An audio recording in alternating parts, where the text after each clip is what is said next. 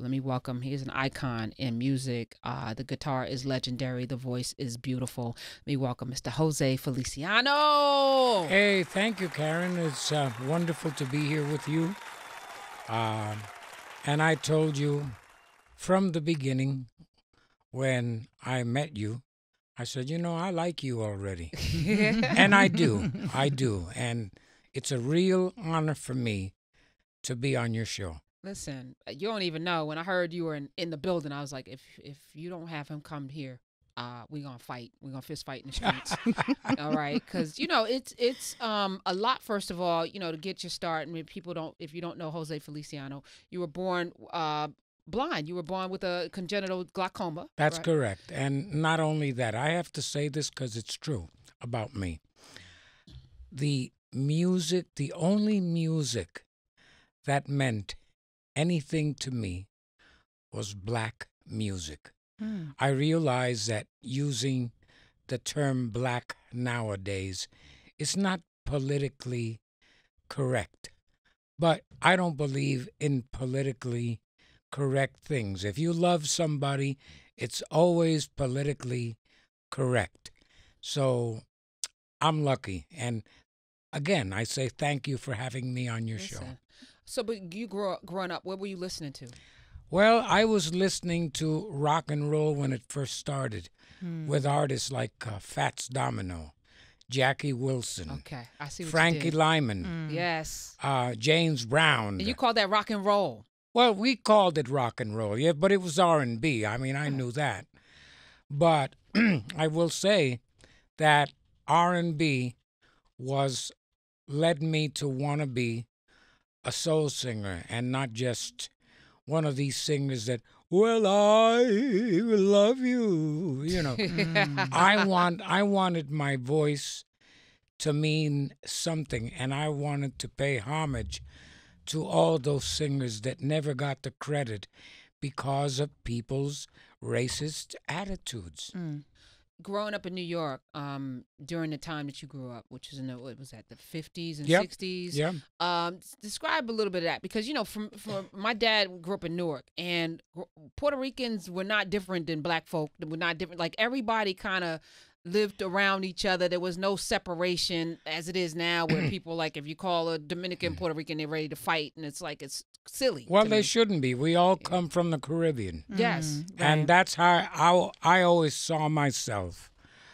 And I used to go to a school called Charles Evans Hughes High School. And most of my friends were African Americans. And they'd invite me to their house, and I learned about the collard greens and the cornbread and the black-eyed peas and everything like that. And I said, hey, this ain't no different than Puerto Rican food. Yeah. Because, we eat rice and beans and all that great stuff. And I just say my life has been enriched by all these cultures that I assimilated. So how did the music happen? Because to be born in not sighted and to have not a lot of folk in your family. That when I found out I was visually impaired, first of all, I went to a place called the Lighthouse for the Blind in New York City. Now there's one in Miami, which is, I think, good. But I went to the one in New York, and I learned a lot. I learned about cane travel, and I learned about getting around on my own, because that was important to me. And I got all those ideas from my mother. My mother was the one who said, Jose, you've got to be independent. You don't want to be a burden on anyone. And that's how I lived my life. I didn't want to be a burden on a woman, because it was tough enough meeting women when I was a kid, because they didn't want me to be their first blind date, So he's got jokes, y'all. For days. Yeah, off mic. I won't say some of them off color. I'm just gonna say. So I did what I had to do to live in the sighted world. and I'm still doing that. Sometimes somebody who can see will bump into me, and he'll say, "What's the matter? You blind to something?" I said, "Yeah. What's your excuse?" so, so I think my humor has helped me become a better person. It's taught me, don't offend anybody. I mean, if you can say something that'll bring a smile to them, say it, but don't be offensive. And that's me. Yeah, I love it. You still ain't tell me outside of Oh, being what do you want? inspired. Like how does one learn how to play the guitar and Well, and to make a living? Because as you were saying, you didn't grow up wealthy. You grew up actually very poor. And I was very poor. I was so poor that my parents used to put me and my brother in the same diaper just to make ends meet. You know. I'm hoping It's that's a gonna be joke. this type Yes, of- it's that. Yeah, it's that. No, Yeah. but I used to listen to the radio a lot, and I would teach myself chords that I heard on records on the radio. Like I used to listen to the Everly Brothers. They were my favorite. Or, as I told you before, I would listen to Jackie Wilson, the Drifters. I used to listen to the Delphonics. I used to listen to that music, the stylistics. I like the stylistics. With God bless you. And I enjoyed it. And one of the things I learned was learning the pitch of what the records were in. Like I could tell you, for example, Lonely Teardrops was in the key of G major by Jackie Wilson. And you taught yourself how to do that? Or Yes, dear, I taught myself. Mm. I taught myself because I couldn't afford teachers. And, the sad part was that Juilliard would not accept guitar as a viable instrument. Wow. Now they do, but when Segovia was transcribing classical pieces for the guitar, Juilliard wouldn't accept them. Wow. Now, if Juilliard offered me a free college or whatever, I wouldn't take it. Why? Why should I? You're Jose Feliciano. Well, Shoot. You should be teaching. Well, Understand. darling, I don't let that. I'm Jose Feliciano, but the reason I wouldn't take their college or whatever is out of anger, because I thought, how can you not call guitar an instrument? And they waited till now, till somebody like Julian Bream and Andre Segovia proved to them that these instruments were viable instruments. Yes, more than viable. Yeah. More than viable. Yeah. Your greatest regret during your career. My greatest regret. I don't think I have any, Karen. I think that my greatest regret might be not being able to see a little bit, because I think if I could have seen, I could have done a little bit more for myself. Like I could have learned to read music. They have music in Braille, but it's hard with a guitar unless I use my feet. So, but I don't have any regrets. I love life. I'm living the life the Lord wants me to live. And then if I had regrets, how would I meet people like you? So there you have it. That's beautiful. Did you get to spend time with Freddie Prinze Jr.? Excuse me, Very- Freddie Prinze Yeah. Sr. Freddie Yeah. Prinze Jr. is his son, by the way. Who I know- didn't get I to know know his- him that much. Well, here's a story about his son you might like. I held him when he was a little baby Wow. and took a picture with him, and we have become friends ever since. I liked Jack Albertson very much. I really was happy that I could meet Freddie Prinze Jr., and I hope with all my heart that he doesn't make the same. I think what killed Freddie Prinze more than anything else was the cocaine. Yeah. if he would have saved this money, he could have had his own jet plane. Yeah.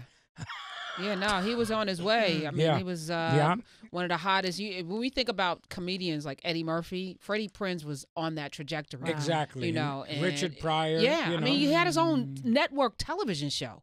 Yeah. And during a time when nobody not like that. And Well, I think programs like Chico and the Man made it possible for people to see how African Americans' families were. Like, I liked Good Times. I liked what was the other? Jeffersons. I did like the Jeffersons. I thought that was a funny. My favorite one was when Carol. What was the guy who played?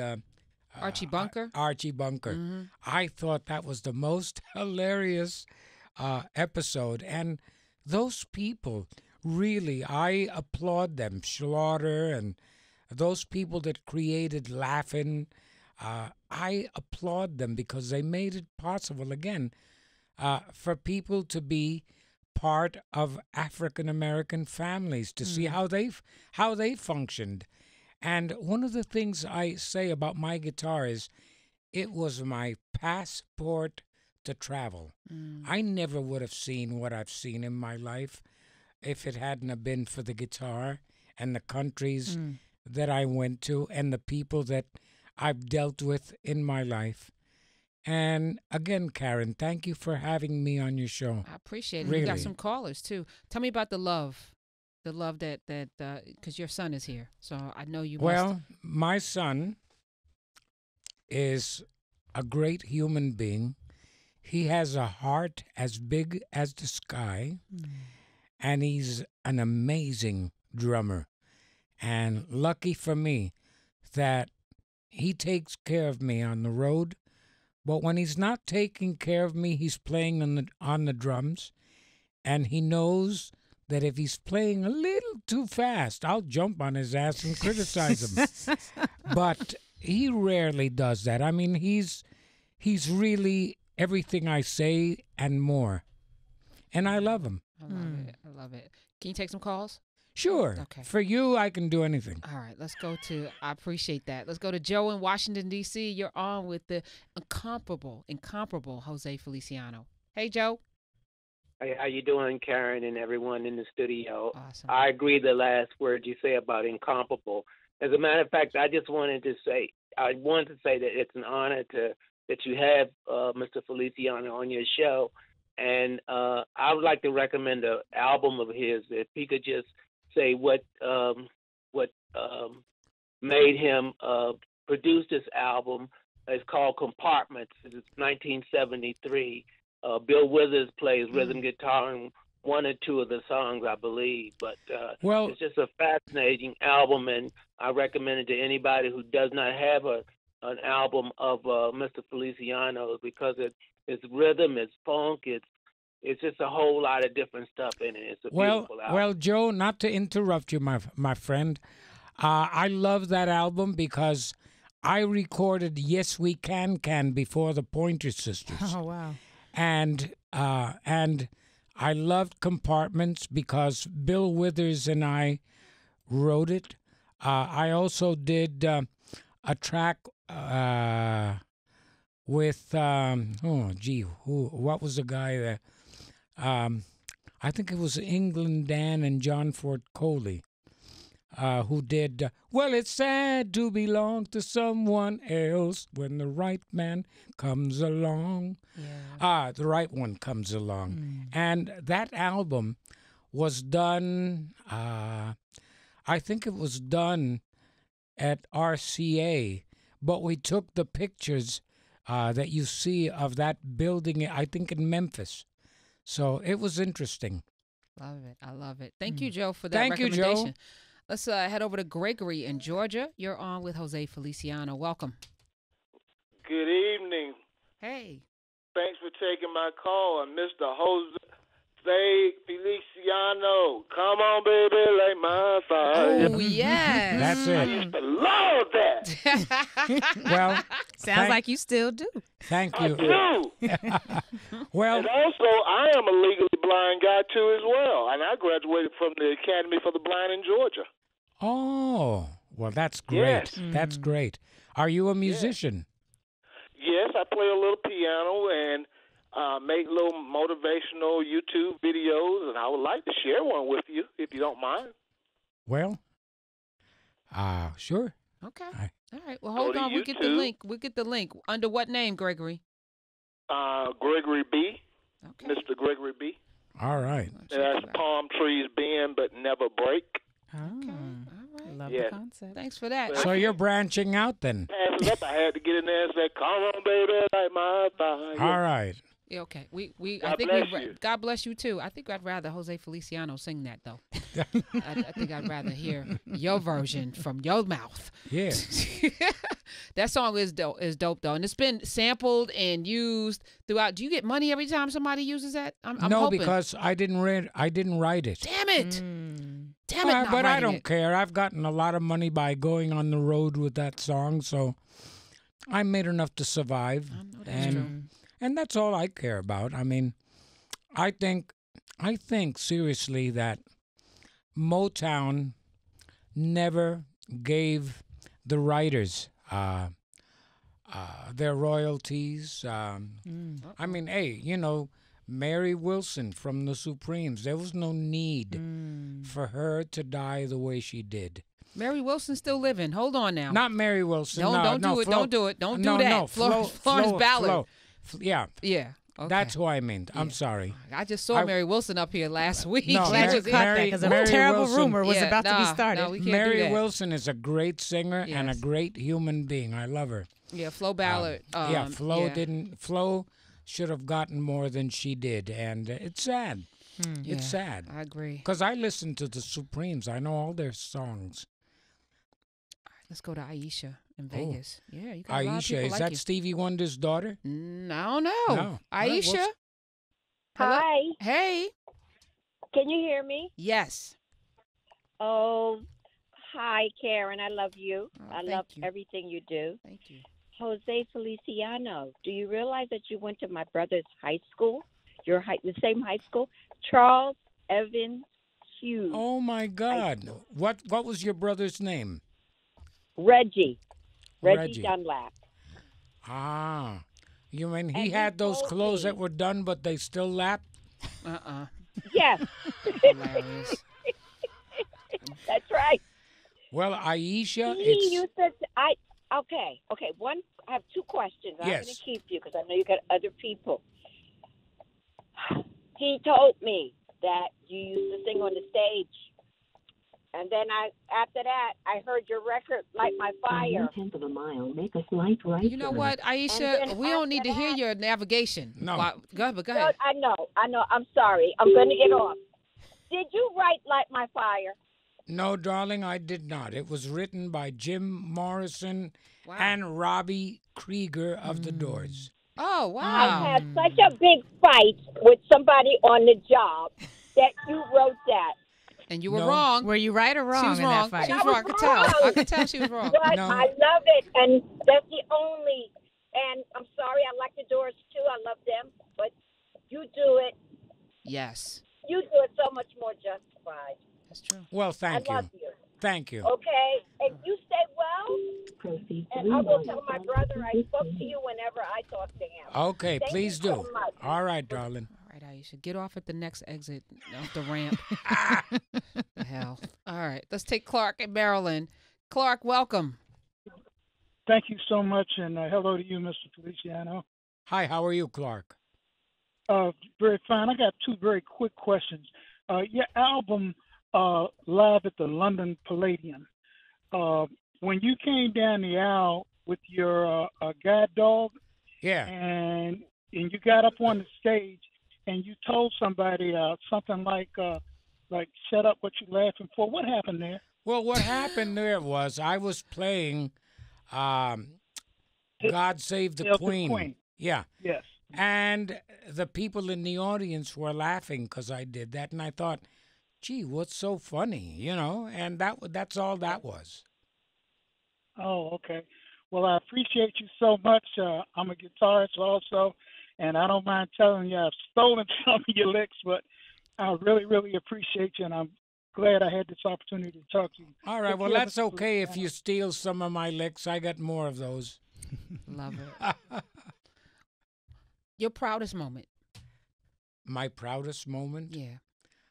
I have to say, Karen, when I got my first Grammy in 1968, that was my proudest moment because I started thinking, gee, I wish my parents were here because I never thought that a kid from Puerto Rico would get that so far. I really didn't. That's why in the song Behind This Guitar, I was just a boy who had a dream in his heart. And I'm just a guy who didn't believe I'd get as far as I've gotten. And, and I say this and I'll say it again. Without God, nothing is possible. That's right. And unfortunately, this new generation doesn't give God any respect. And I hope they do soon because it'll be too late if they don't respect what the Lord has, the power that the Lord has. Amen. Amen. Let me take one last call. Drake in Maryland, you're on. Oh, hey, Ms. Karen Hunter and Mr. Feliciano. Yeah. Hey. Hi, I just wanted to say, I really love your show. Thank You really opened my eyes. But Mr. Feliciano, I just want to say, when I heard you sing the 1968 national anthem on YouTube during the World Series, it was just really life changing. Because normally you hear it, you hear the regular one, but your version really just touched me in my soul. Well, thank you, my brother. I appreciate it. And also, I want you to know the other version that I like is Jimi Hendrix. Ooh. I thought Jimi Hendrix really showed the war with the sound effects. Jimmy was ahead of his time because the effects that he had, he built. Yes. And I have been a Jimi Hendrix fan forever. I like him better even than, let's say, Eric Clapton, whom I think is a great guitarist and everything. Yeah, but he's no Jimi Hendrix. No, he's no Jimi And Hendrix. Jimmy couldn't even roll with Little Richard because Little Richard didn't think he was disciplined enough. And he kicked him out of his band, right? Well, yeah, but how disciplined was Little Richard? Oh, okay. Without getting too far into his. Okay, Jose. But I loved Little Richard. I mean, what a piano player! Him and Jerry Lee Lewis. Okay. Did you like Jerry Lee Lewis? No, not at all. No? But but what didn't you like? Tell I'm me rooting what. for everybody that's black. So let me just be very. Did he sound too white? Nah, his whole, didn't he have like a 13-year-old? Like, don't get me started. Now, I know I can probably drag you into the pettiness as well. No, so I'm trying to darling, keep this a very light, clean interview. And it we don't will need any be. viral And moments. it will be as far as no I'm viral concerned. Moments. None. I can discuss anything with anyone at any time without losing it. I know so that's don't worry. true. So what do you think about Little Richard? No, I'm just playing. See? I think Little Richard was ahead of his time with his playing. I also think Chuck Berry, as a guitarist, was ahead of his time. And I think, to a degree, Keith Richards was ahead of his time. So, all these people have their place. They do. Should I take Glenn in Virginia? Would you like to speak with him? Sure. All right, Glenn, you're on. I said Drake was the last one, but you're the last one, Glenn. Hey, Karen, thanks for taking my call. You're Jose welcome. Feliciano, man, you're a bad dude, man. Thank you, got Glenn. such a distinctive sound. When with all this love, with the barge, you play that little hook in there. Oh, sure. That's him? That's me. Absolutely. See, and you didn't recognize me, huh, not. darling? Look at that. Look. Let me write that down. Yeah, no, I enjoyed it. Did some things. I think that you throw that little flamenco hook in there, man. That just sets it off. Well, the DuBarge family is a very talented family. I don't know what's happened to them of late, but they are a talented family. Yes, yes, yes, yes. And you are a talented family unto yourself. Thank you, So, darling. And this new album, the cut I'm America, Yes. dope.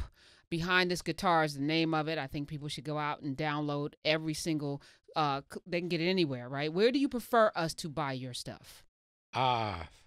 I say if it's on Amazon or wherever it might be digitally, that's where they should good. go get it. Okay. Smoky And- places, Yep. love one another, which I think we should all be doing. Definitely. This is beautiful. You haven't missed a beat. I know you got your guitar. You're gonna be playing on another show after this one. Well, I just want to say one thing to you, okay? And I mean it from my heart.